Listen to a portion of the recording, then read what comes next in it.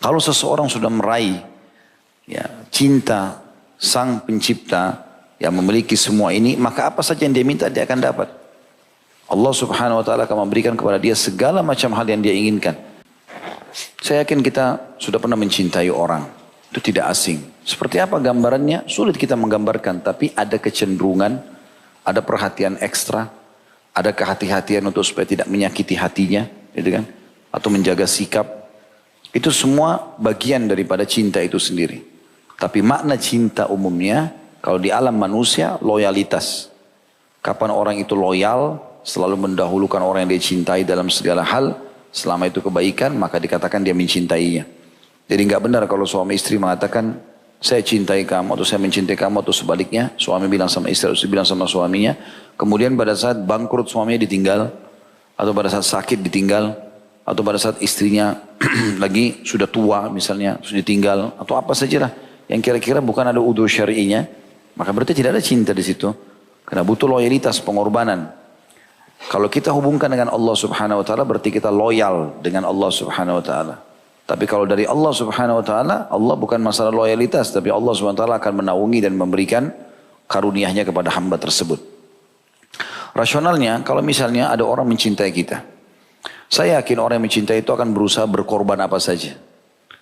Dan kita selalu nyaman di dekat dia karena dia selalu punya perhatian ekstra, dia selalu menanyakan kabar, dia selalu memenuhi kebutuhan, dia mendahulukan diri kita. Kita kalau curhat dengan dia, dia selalu mendengarkan. Maka keindahan itu sebenarnya seseorang hamba dianjurkan untuk mengalihkan kepada Allah subhanahu wa ta'ala. Makanya saya pernah bahasakan di beberapa kajian yang lain, curhat itu hanya kepada Allah.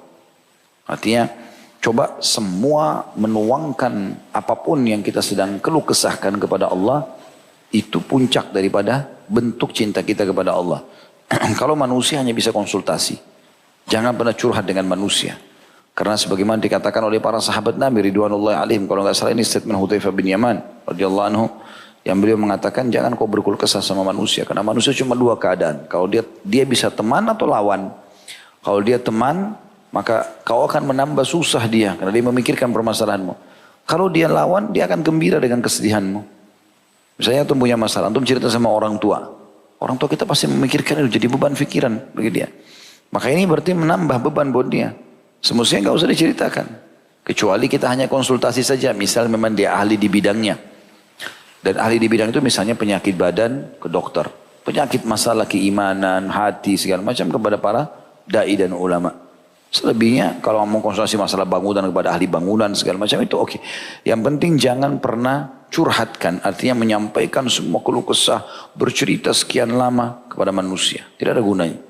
Berapa kali ada orang seperti ini menghadapi masalah, begitu dia sampaikan dan akhirnya orang itu mengetahui semua masalah dia, satu waktu berbalik menjadi bumerang. Akhirnya mengetahui semua kedoknya, mengetahui semua permasalahan dia, padahal tadinya dia percaya sama orang itu. Ini kenapa? Karena dia menyampaikan kepada manusia. Tidak ada gunanya. Baik pasangan suami istri pun begitu. Terjadi cerai, akhirnya dia menjadikan senjata apa yang dia tahu tentang pasangannya. Itu keburukan akhlak yang luar biasa.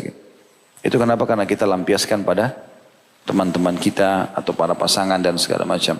Jadi cukup konsultasi. Kalau ada masalah, masalah apa? Misalnya sakit nih seorang istri, dia bilang sama suaminya, saya sakit. Bisa nggak temani saya ke dokter? Itu konsultasi. Atau kalau suaminya dokter boleh dia tanya, saya sakit ini kira-kira obatnya apa? Udah, sebatas itu saja. Jangan semuanya diluapkan di situ. Kita harus lihat juga keadaan fisik, ya, jiwa pasangan kita. Dia bisa nggak menerima? Dia nanti satu waktu jadi senjata nggak ini? Dan seterusnya. Maka lebih baik kita tidak menceritakan apa-apa. Saya sampai sekarang tidak menceritakan semua masalah yang saya hadapi dengan istri saya. Karena saya tahu dia sudah banyak beban. Dia ada beban masalah anak-anak, masalah rumah. Untuk apa saya ceritakan?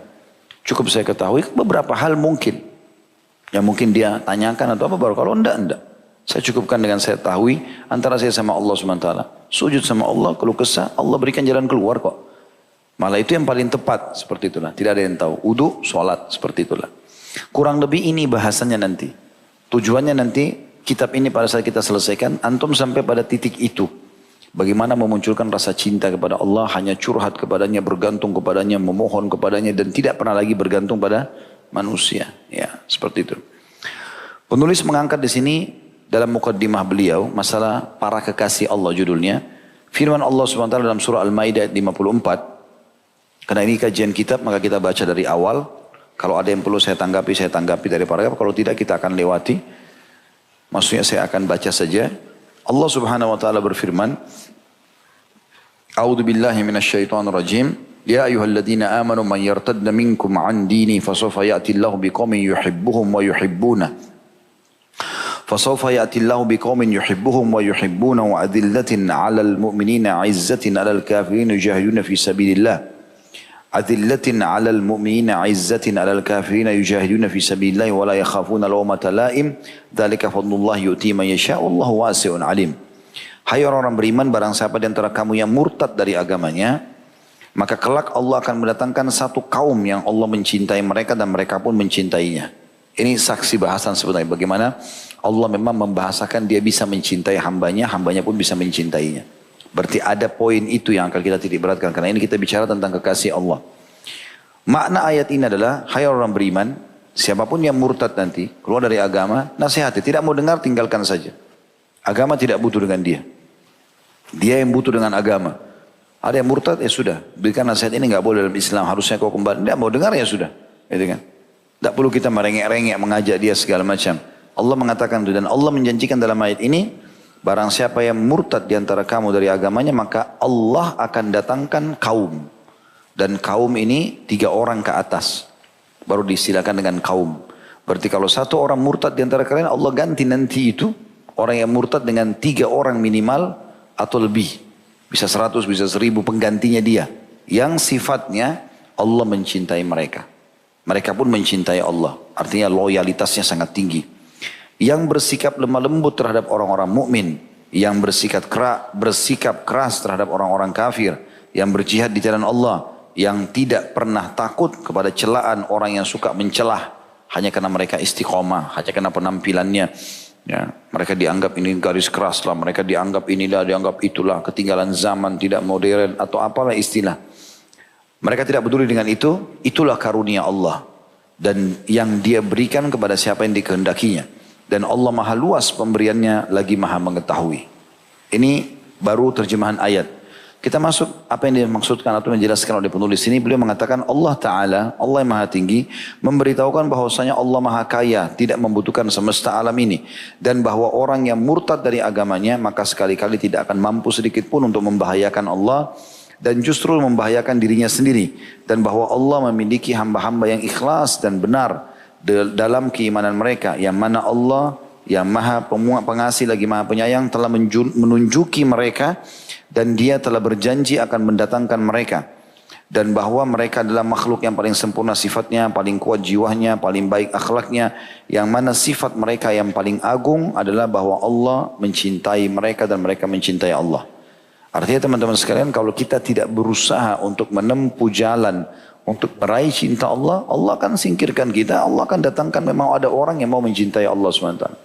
Antum tidak mau membela agama ini, Allah datangkan orang yang membela agama ini. Jadi Allah SWT sudah menyebutkan, itu makna daripada ayat ini. Kecintaan yang bertimbal balik adalah hubungan antara mereka dengan Rabb. Hal itu merupakan kedudukan yang diperebutkan oleh orang-orang yang berlomba-lomba untuk meraihnya. Orang-orang yang beramal, bertujuan kepadanya, dan para pelomba bergerak meraihnya. Dan orang-orang yang mencintainya terus mengorbankan diri mereka dengan mempedomani dan anginnya menghembus bagaikan hembusan ahli-ahli ibadah. Cinta adalah makanan hati, energi bagi ruh dan penyejuk mata. Ia adalah kehidupan. Siapa saja yang tidak mendapatkannya maka ia tergolong orang-orang yang mati. Ia adalah cahaya. Siapa yang kehilangannya maka ia berada di lautan kegelapan. Ia adalah kesembuhan yang mana bila seseorang tidak memilikinya maka hatinya diserang berbagai penyakit. Ia adalah kelezatan jika seseorang tidak mendapatkannya maka hidupnya hanyalah keluh kesah dan kesakitan belaka. Ia adalah ruh iman dan amal perbuatan, kedudukan dan keadaan. Manakala semuanya itu kosong darinya, cintaan maksudnya, maka ia hanyalah seperti badan yang tidak ada ruhnya. Ia membawa beban-beban orang-orang yang bepergian menuju negeri yang mereka tidak bisa sampai ke negeri itu kecuali dengan cara susah payah. Mengantarkan mereka menuju kedudukan yang tampaknya mereka selamanya tidak akan sampai. Yang akan memindahkan mereka dari tempat yang sempit menuju tempat yang tidak yang jika tidak karena hal tersebut mereka tidak akan bisa memasukinya. Ini adalah terminal akhir suatu kaum yang perjalanan mereka selalu kepada sang kekasih besar semua, S-nya besar sang berarti Allah, kekasih K-nya besar juga Allah, yaitu jalan mereka yang mengantarkan mereka kepada derajat utama dalam waktu dekat. Kurang lebih apa yang dimaksud dalam paragraf ini adalah seseorang harusnya mencoba meraih cinta Allah SWT dengan cara memahami kedudukan Allah itu sendiri. Allah sebagai pencipta langit dan bumi. Siapapun di depan kita, istri, suami, teman, siapa saja yang dekat sama kita atau musuh kita, semua itu adalah makhluknya Allah SWT. Kalau kita ingin kebaikan dari orang yang kita cintai, minta kepada Allah, Allah bisa menggerakkan dia. Kalau kita ingin diselamatkan dan dimenangkan dari musuh kita, minta kepada Allah, Allah akan berikan kepada kita. Gak ada sesuatu yang bisa menghalangi antara kita dengan target. Ya, kalau orang dekat dengan Allah Subhanahu Wa Taala, dan sebaliknya yang beliau maksudkan, kalau orang jauh dari Allah Subhanahu Wa Taala, maka jauh dari semua targetnya. Ada orang kadang-kadang yang sering saya bahasakan itu, menjadikan Allah itu nomor kesekian. Nanti kalau sudah betul-betul darurat, baru dia minta kepada Allah Subhanahu Wa Taala. Kalau tidak, maka dia tidak minta kepada Allah. Dia masih terus bergantung pada makhluk atau manusia, dan ini yang menjauhkan dia kepada atau dari Allah Subhanahu Wa Taala. Cinta Allah kepada seorang hamba dari hamba-hambanya adalah perkara yang mana niatnya tidak dapat diukur kecuali oleh orang yang mengerti akan Allah Ta'ala beserta sifat-sifatnya sebagaimana Allah menyandangkan sifat bagi dirinya. Kalau tidak demikian maka orang yang mendapatkan wujudnya sifat-sifat ini dalam indera, jiwa, perasaan dan kejadiannya pasti tidak akan bisa mengukur hakikat pembenaran ini, melainkan orang melalui hakikat siapa zat pemberi, yang memberi siapa, yang mengerti siapa Allah, siapa yang membuat alam besar ini, pembuat manusia yang menganggap kecil alam ini, dan ia merupakan kejahatan kecil. Tidak mengetahui zat yang memiliki keagungan, kekuatan, kekuasaan, keesaan dan kerajaannya dan sebagainya. Siapakah hamba ini yang mana Allah memberikan keutamaan kepadanya berupa kecintaan darinya, padahal dia hanyalah makhluk yang diciptakan oleh Allah yang maha suci, yang maha mulia dan maha agung, maha hidup selamanya, azali atau abadi, dan maha pertama, maha terakhir, maha lahir dan juga maha batin. Artinya seseorang harusnya memahami, menanamkan dalam jiwanya tentang kebesaran Allah SWT. Sekali lagi, alam semesta ini dengan semua yang ada di sana, apa yang di atas bumi ini dan semua apa yang ada di atasnya, apa yang ada di dalam lautan dan di atas daratan atau di dalam bumi ini, semuanya terjangkau tidak jangkau adalah milik Allah. Kalau seseorang sudah meraih cinta sang pencipta yang memiliki semua ini, maka apa saja yang dia minta dia akan dapat. Allah Subhanahu Wa Taala akan memberikan kepada dia segala macam hal yang dia inginkan. Maka seseorang hamba harus berusaha untuk meraih itu. Ada hal yang beliau singgung di sini mengatakan dalam mukaddimahnya, ada banyak orang melakukan kejahatan kecil, dia anggap itu kecil padahal sebenarnya besar, dengan cara tidak mau mengenal Tuhannya, sehingga selalu saja tidak pernah mau berhubungan sama Allah Subhanahu Wa Taala. Kalau dalam ibadah pun mereka tergesa-gesa dalam melakukan. Atau apa adanya saja. Yang penting sudah sholat, yang penting sudah ibadah, yang penting sudah sedekah, yang penting sudah pernah melakukan. Ini semua kekeliruan. Dan ini yang dimaksud dalam paragraf yang baru saja disampaikan oleh penulis. Nanti sebentar habis ini ada dalil-dalil yang disebutkan ya. Ini masih mukaddimah pembahasan beliau. Sedangkan cinta seorang hamba terhadap Rabbnya adalah nikmat bagi hamba tersebut, yang juga tidak akan bisa diketahui kecuali oleh orang yang merasakannya. Apabila kecintaan Allah terhadap seorang hamba dari hamba-hambanya merupakan perkara yang besar dan keutamaan yang banyak, maka sungguh limpahan nikmat yang Allah berikan kepada hamba berupa hidayah untuk mencintainya dan menjadikannya mengerti Allah sebagai rasa yang sangat indah yang mana tidak ada yang dapat menyamai dan menyerupainya, adalah limpahan nikmat yang agung yang besar serta merupakan keutamaan yang melimpah dan juga banyak. Ibnu Taimiyah rahimahullah pernah dipenjara, ditangkap karena keimanannya, dan banyak sekali murid-muridnya, jamaah yang diajar sama dia, sampai raja ketakutan jangan sampai nanti masanya ini bisa mengganggu kerajaan dia. Lalu dipenjara lah. Ternyata di penjara hampir seluruh orang yang ada dalam penjara, orang-orang jahat itu menjadi muridnya, belajar dengan dia dan makin dekat, beribadah dan jadi baik gitu. Lalu pada saat ditanya, apakah anda tidak merasa terganggu dengan di penjara seperti ini? Terkekang di sebuah ruangan, tidak bisa menghirup udara di luar, jauh dari keluarga. Maka dia menjawab kalimat, dia mengatakan rahimahullah, andai saja raja yang zalim ini dan raja-raja dunia ini semua mengetahui bagaimana kenikmatan dalam hati kami karena keimanan ini. nikmatnya merasakan dalam keadaan susah dan sedih ini. Karena tahu ada Tuhan Allah dan tidak terjadi kecuali dengan takdir Allah, maka mereka akan membelah dada-dada kami lalu mengambilnya dengan cara paksa. Tapi mereka tidak mengerti itu. Maknanya orang beriman dalam setiap keadaannya karena dia tahu ada Tuhannya, tidak akan terjadi sesuatu kecuali dengan izinnya. Maka itu apakah baik di depan mata dia atau buruk di mata dia, semuanya diterima. Semuanya diterima. Tidak ada sesuatu yang berat bagi dia. Saya pernah menceritakan kalau tidak salah kisah seorang sahabat Nabi. Itu dua kakinya puntung, dua tangannya puntung, matanya buta. Diceritakan bahwasanya beliau rahimahullah radhiyallahu anhu di sebuah kemah di padang pasir. Ya. Kemudian orang ini dijaga oleh anaknya. Duduk di atas tempat tidur, terbaring, tidak bisa bergerak apa-apa karena tangan kakinya puntung dan juga matanya buta. Maka datanglah seseorang musafir lewat di kemah itu. Lalu kemudian dia ingin cari sesuatu minuman ya, yang dia bisa hilangkan hausnya. Itu dia masuk, dia lihat pemandangan itu. Lalu dia mengatakan, setelah salam dijawab oleh sahabat Nabi ini. Waalaikumsalam. Kemudian dia mengatakan, saya seorang musafir, haus, butuh air. Bisa saya minta air?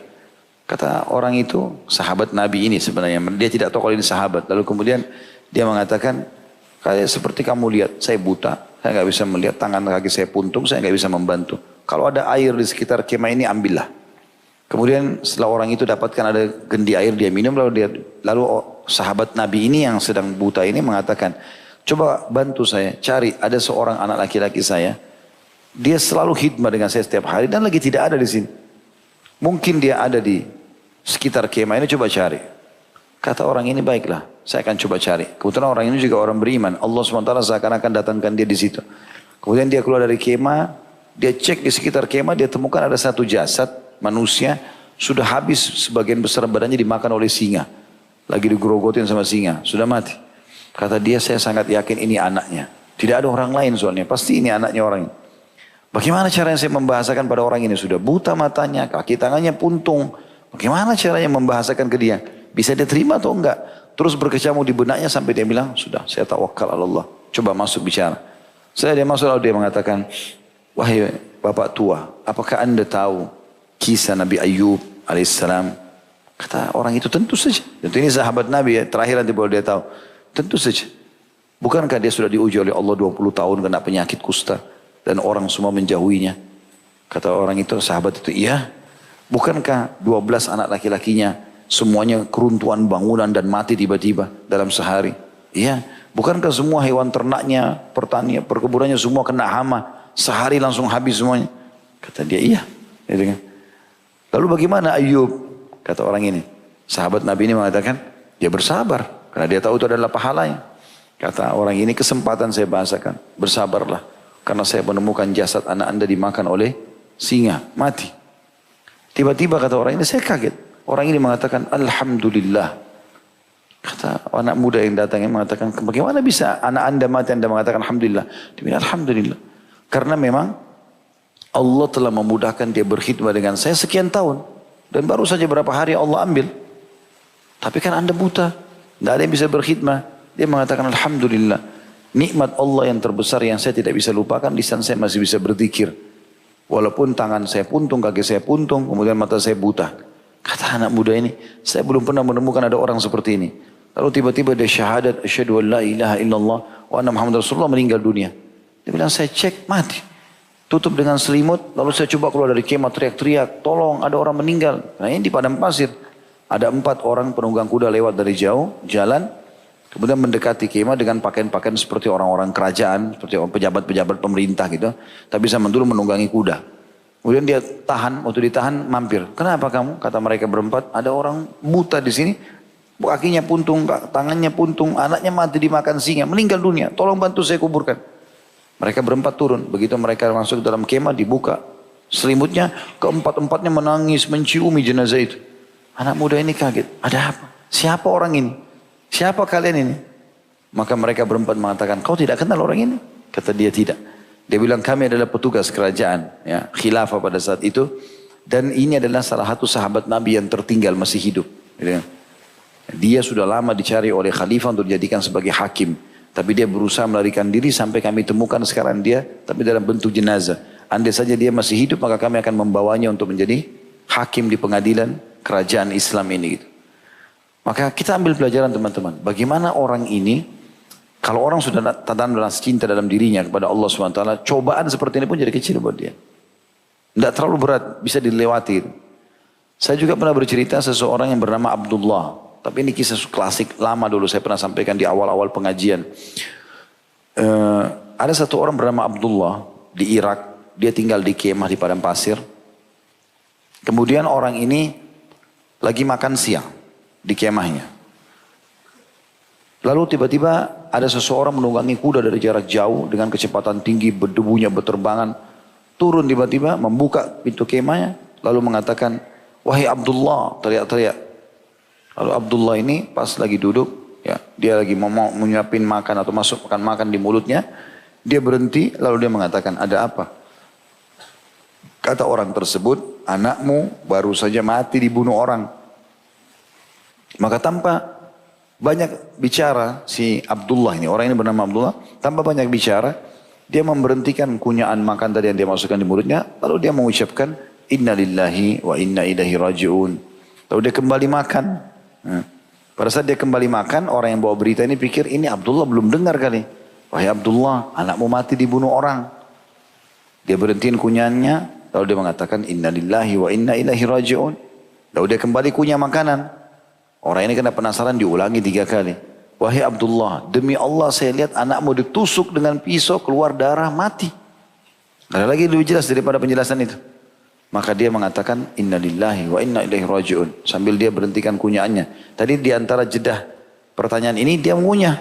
Ya, biasa makan seperti gak ada apa-apa. Maka dia berhenti kunyahan yang ketiga lalu dia mengatakan inna lillahi wa inna ilaihi raji'un. Orang ini penasaran. "Wahai Abdullah, jelaskan kepada saya. Bagaimana kau tidak panik dengan kematian anakmu?" Maka Abdullah mengatakan duduklah. Dia masih bisa suruh duduk orang ini dengan tenang lalu dia mengatakan duduklah. Kami ini kaum yang beriman kepada Allah. Kami yakin ada Tuhan kami. Dan Allah sudah menentukan semua sesuai dengan takdirnya. Dan pasti keputusannya penuh dengan keadilan dan kebaikan. Maka ketahuilah. Anak saya mati. Memang sudah dasarnya ajalnya yang Allah tentukan. Baik ditusuk oleh orang itu. Atau enggak ditusuk. Artinya saya marah enggak marah. Pasti dia mati di saat itu. Kasus proses ditusuk itu hanya penyebab saja. Tapi dasarnya dia harus mati di waktu itu. Lalu untuk apa saya marah? Kalau saya marah berarti saya tolak keputusan Allah SWT. Toh dia pasti mati di waktu itu. Ditusuk atau tidak. Dan perlu kamu tahu.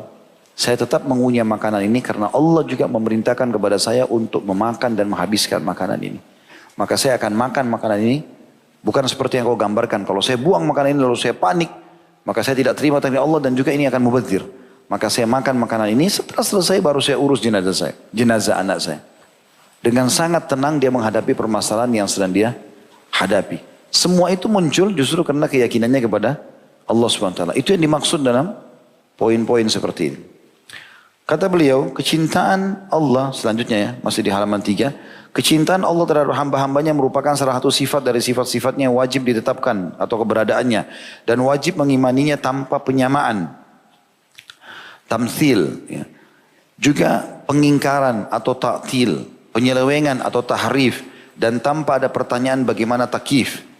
Ini kalau yang ada ikutin ceramah saya di YouTube tentang beriman kepada nama-nama dan sifat Allah. 4 hal ini ditekankan sekali oleh ulama dalam mengimani dan menyifati Allah SWT dengan sifat-sifat dan nama-namanya. Yang pertama, nama-nama dan sifat Allah itu tidak boleh ada tamthil. Penyerupaan dengan makhluk. Jadi tidak bisa kita menyamakan antara Allah SWT dengan makhluknya. Misal Allah mengatakan tajri bi ayunina. Semua berjalan sesuai dengan pengawasan mata-mata kami. Gak bisa disamakan dengan mata manusia. Ya. Ayat tentang tangan Allah yadullahi fawqa aydihim. Tangan Allah di atas tangan-tangan mereka. Allah punya tangan. Tapi tidak boleh kita tamthil. Gak boleh kita samakan dengan makhluk. Karena Allah tentu jauh lebih sempurna. Allah menciptakan segala macam jenis tangan. Manusia berbeda mungkin sama jin. Berbeda sama hewan-hewan. Maka sang pencipta jauh lebih sempurna. Salah satu hal yang harus ditekankan dalam sifat Allah, tidak boleh ada tamthil, menyerupakannya. Kemudian ta'til, menolak. Karena enggak masuk akalnya ditolak. Ya, dialih-alihkan makna. Allah turun di sepertiga malam. Kayaknya bukan Allah yang turun tuh. Turun rahmatnya. Gimana caranya? Nabi SAW mengatakan Allah turun. Kalau tertinggal sepertiga malam di langit bumi. Bagaimana ya kita tidak tahu. Tapi kita yakini Allah turun. Karena Allah bertanya setelah itu. Ada enggak orang yang meminta ampun maka saya ampun. Ada yang punya hajat saya penuhi. Ada yang minta tolong saya tolong. Berarti kan Allah turun ke bumi kemudian bertanya. Dengan kemahasempurnaannya. Maka kita tidak mentaktil, tidak menolak itu. Tidak ada juga tahrif, mengalihkan makna. Dan juga tidak boleh ada takif, menanyakan bagaimananya. Semua itu berdasarkan firman Allah SWT dalam surah Asy-Syura ayat 11. A'udzu billahi minasyaitonir rajim, laisa kamitslihi syai'un wa huwas samiul basir. Tidak ada sesuatu pun yang serupa dengan dia, dianya besar Allah dan dialah yang Maha mendengar lagi Maha melihat. Al-Quran dan As-Sunnah syarat menyebutkan siapa saja yang Allah cintai dari hamba-hambanya yang beriman dan menyebutkan pula apa saja yang Allah cintai dari perbuatan, perkataan dan akhlak mereka. Dalam Al-Quran disebutkan misal contoh Al-Baqarah 222, A'udzu billahi minasyaitonir rajim, innallaha yuhibbut tawwabina wa yuhibbul mutatahhirin. Sesungguhnya Allah menyukai orang-orang yang bertaubat. Ini ada bahasa nanti sendiri bagaimana ciri orang bertaubat, kisah-kisah nyata tentang berhubungan dengan masalah itu di pasal-pasalnya sendiri nanti insyaallah. Kemudian dan menyukai orang-orang yang suka mensucikan diri. Maksudnya orang yang bersih, suka dengan kerapian, kebersihan. Makanya nanti ada salah satu pasal tadi yang sudah kita sebutkan adalah orang-orang yang dicintai Allah, orang-orang yang suka dengan bersih juga rapi. Ini contoh. Dalam Al-Quran juga disebutkan Al-Baqarah 195 tentang cinta Allah kepada jenis hamba ini. A'udzu billahi minasyaitonir rajim, innallaha yuhibbul muhsinin. Allah, sesungguhnya Allah mencintai orang-orang yang muhsin. Muhsin itu gemar berbuat baik. Ya. Kalau orang cuma berbuat baik kapan ada kesempatan atau kapan dia mau, belum dikatakan muhsin. Muhsin itu gemar berbuat baik. Kalau tidak ada kesempatan di depan matanya, dia mengejar, mencari tahu. Belum orang minta, dia sudah memberi. Ya. Itu sifat muhsin. Kemudian juga di ayat yang lain, Al-Imran 146, Allah sebutkan juga Allah mencintai orang-orang yang sabar. Wallahu yuhibbus sabirin. Dan Allah menyukai orang-orang yang sabar. Dan sabar juga nanti akan ada bahasan sendiri. Berikut contoh-contohnya. Tapi definisinya adalah menerima takdir Allah dan ikhtiar mencari jalan keluar. Kemudian surah Shaf ayat 4. Allah juga menyebutkan tentang Allah mencintai orang-orang yang pergi berperang di jalannya. Bersusun-susun atau berbaris-baris. A'udzu billahi minasyaitonir rajim. Innallaha yuhibbul ladzina yuqatiluna fi sabilillah. Innallaha yuhibbul ladzina yuqatiluna fi sabili saffan ka'annahum bunyanun marsus. Sesungguhnya Allah mencintai orang-orang yang berperang di jalannya. N-nya besar kata ganti Allah. Dalam barisan yang teratur seakan-akan mereka suatu bangunan yang tersusun kokoh. Sedangkan dalam As-Sunnah diriwayatkan dari Abdullah radhiyallahu anhu, ia berkata, saya bertanya kepada Nabi SAW, ayyul amali ahabbu ilallah? Qala as-salatu ala waqtiha. Amalan apakah yang paling dicintai Allah? Maksudnya membuat Allah cinta dengan saya dan saya dapat balasan yang besar. Maka Nabi SAW menjawab, salat pada waktunya. Begitu azan, tidak ada negosiasi lagi. Langsung berhentikan semua transaksi, berhentikan semua aktivitas, langsung salat. Kecuali punya udzur syar'i. Di antaranya udzur syar'i misalnya orang yang menahan buang air besar, buang air kecil. Karena Nabi SAW mengatakan, janganlah kalian sholat sementara kalian menahan dua keburukan. Kalau kebelet, buat selesaikan baru sholat gitu kan. Atau udzur syar'inya misalnya tertidur. Atau dia lumpuh, tidak bisa sama sekali pergi sholat di masjid, dia cuma bisa sholat di tempat tidurnya dan seterusnya ini masuk.